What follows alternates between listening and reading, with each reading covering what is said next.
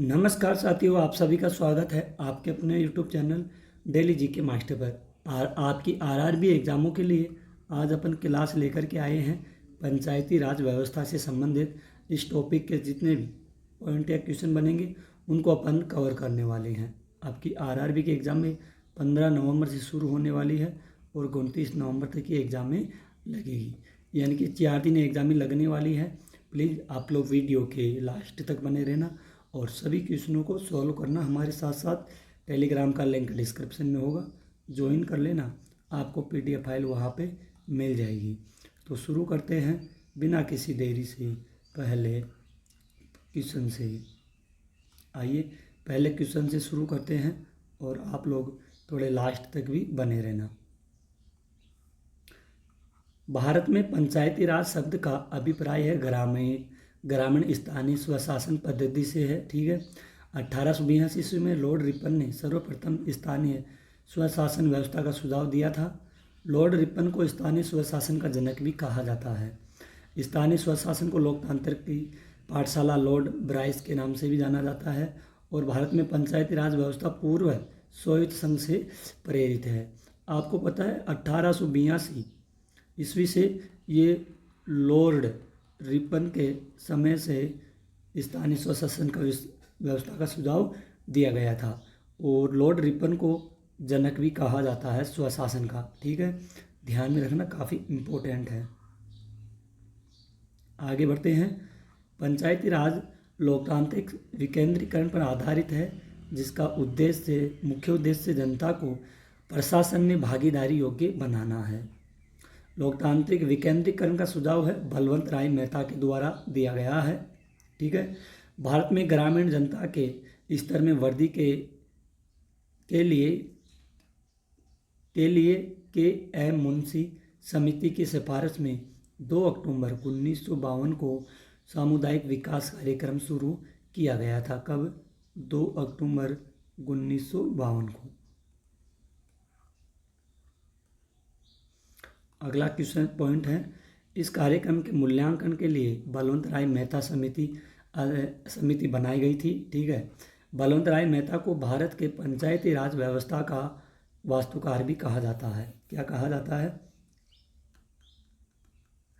इसका वास्तुकार भी इसको कहा जाता है। पंचायती राज सूची का विषय है पंचायतीय संविधान के नीति निर्देश तत्वों के अंतर्गत अनुच्छेद 40 के तहत ग्राम पंचायत के गठन हेतु प्रावधान उल्लेखित भी किए गए हैं। अगला आता है 73वां संविधान संशोधन 1992 द्वारा पंचायत को संवैधानिक दर्जा प्रदान किया गया है। संवैधानिक दर्जा देने की सिफारिश LM सिंघवी समिति 1986 तथा PK थूकन 1988 में की गई थी। ठीक है, इस लाइन को आप लोग ध्यान में रखना और नोट करते रहना।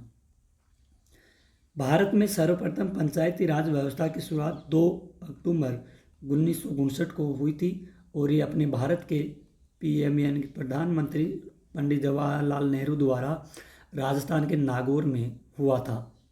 ठीक है, सर्वप्रथम पंचायती राज व्यवस्था का शुरुआत नागौर जिला से हुआ था, राजस्थान के 1959 2 अक्टूबर को। आंध्र प्रदेश दूसरा राज्य है जहां 11 अक्टूबर 1959 को पंचायती राज व्यवस्था महबूब नगर जिले के 7 नगर विकास खंड में लागू हुआ था। ठीक है, पहला हुआ था राजस्थान में और दूसरा हुआ था आंध्र प्रदेश में। 73वां संविधान संशोधन अधिनियम पंचायती राज अधिनियम 24 अप्रैल 1993 को पूरे देश में लागू हुआ, इसलिए 24 अप्रैल को पंचायती दिवस के रूप में भी मनाया जाता है। ये कब हुआ? 24 अप्रैल 1993 को पूरे देश में लागू हुआ और 24 अप्रैल को पंचायत राज दिवस भी बनाया जाता है। ठीक है, अगला है 73वें संविधान संशोधन के बाद पंचायत चुनाव करने वाला पहला राज्य कौन सा बना था? ये मध्य प्रदेश बना था पहला राज्य। वर्तमान में भारत में पंचायती राज व्यवस्था की संरचना त्रिस्तरीय थी। त्रिस्तरीय पंचायती राज की सिफारिश बलवंत राय मेहता समिति 1957 को की थी। सभी पंचायत का कार्यकाल 5 वर्ष निर्धारित किया गया था, जिनका चुनाव कराने हेतु निर्णय राज्य सरकार द्वारा लिया जाता था। साथियों, वीडियो के लास्ट तक बने रहना। आज की क्लास ज़्यादा लंबी नहीं होने वाली है, छोटी क्लास होगी लेकिन शानदार क्लास होगी। पंचायत भंग होने पर पुनः निर्वाचन 6 माह के अंदर शेष अवधि के लिए होता है। पंचायती राज की सबसे छोटी इकाई ग्राम सभा होती है, यानी कि ग्राम पंचायत होती है। इसको भी आप लोग ध्यान में रखना। ग्राम पंचायत का मुखिया तथा पदाधिकारी पंचायत कौन होता है? सेवक होता है। ग्राम सभा की बैठक कौन बुलाता है? ये सरपंच बुलाता है। पंचायत समिति का सचिव प्रखंड विकास अधिकारी होता है। कौन होता है? विकास अधिकारी। साथियों, आपको बता दूं, आपके एग्ज़ामों के लिए आज की क्लास काफ़ी ज़्यादा हेल्पफुल होगी।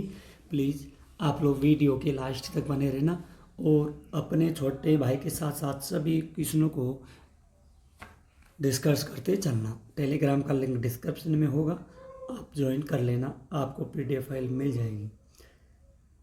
दोस्तों, आप लोग चैनल को सब्सक्राइब नहीं करते हो, प्लीज़ चैनल को सब्सक्राइब कीजिए और लाइक शेयर ज़रूर कीजिए। साथियों, आज की क्लास को अपन यहीं पर स्थगित करते हैं, क्योंकि छोटी सी क्लास है, ज़्यादा बड़ी क्लास नहीं है। आप लोग इसको दोबारा रिवीजन भी कर सकते हैं और आप लोग हमें सपोर्ट भी कर सकते हैं। ठीक है, आज के लिए इतना ही। मिलते हैं अगली क्लास में, तब तक के लिए धन्यवाद। जय हिंद, जय भारत।